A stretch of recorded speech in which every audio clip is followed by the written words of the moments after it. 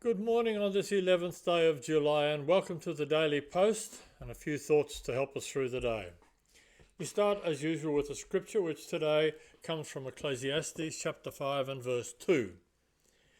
Be not rash with thy mouth, and let not thine heart be hasty to utter anything before God. For God is in heaven, and thou upon earth, therefore let thy words be few. The reading for today, if you're working through the Bible in a year, we start today on Psalms, and Psalms 1, 2 and 3 are the target for today, and they're wonderful readings as well. And Acts chapter 17 verses 1 to 15. Some thoughts for today. Statistics are often used as a drunk uses a light pole for support rather than illumination. Son, always tell the truth, then you'll never have to remember what you said the last time. Life is to be fortified by many friendships. To love and to be loved is the greatest happiness of existence.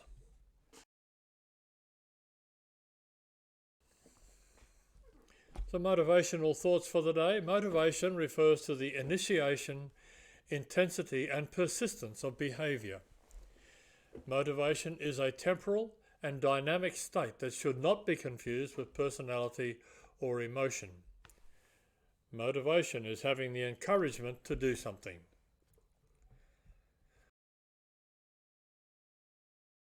On this day, in 1776, English explorer Captain James Cook set sail from Plymouth at the start of his third and last voyage. In 1948, on this day, was the first air bombing of Jerusalem. In 1962, on this day, the first transatlantic TV transmission via satellite was made.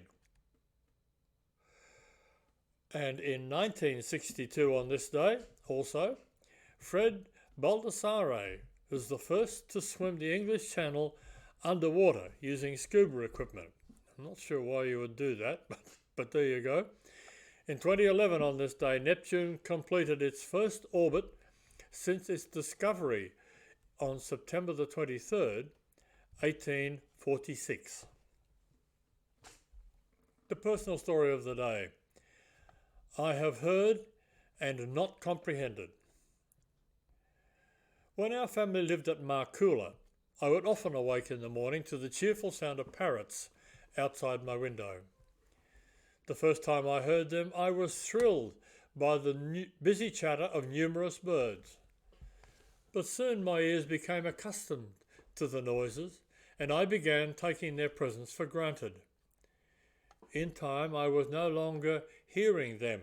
This was my own fault. The parrots were still there every morning, but I was no longer listening.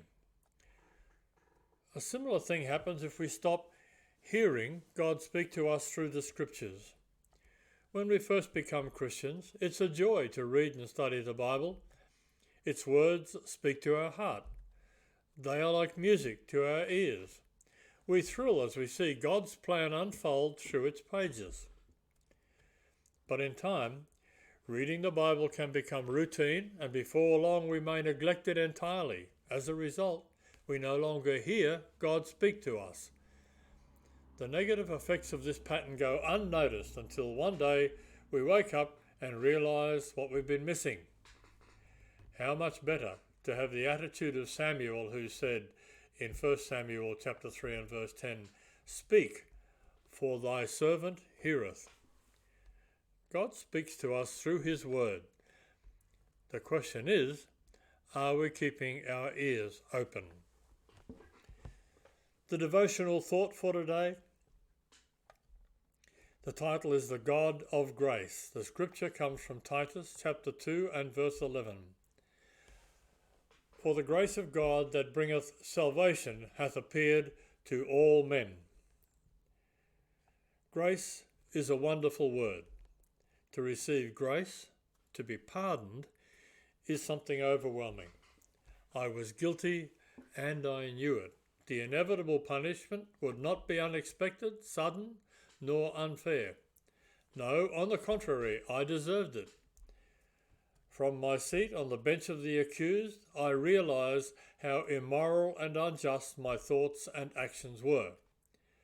I am guilty and I cannot escape. I cannot get out. Guilt and shame burn in the depths of my heart. And then the judge pronounces the verdict. Pardoned. You were guilty, yet set free. The debt is removed. Someone else has taken it upon himself. And from the judge's warm face, loving eyes communicate, you deserve to be punished, but in my mercy I have pardoned you.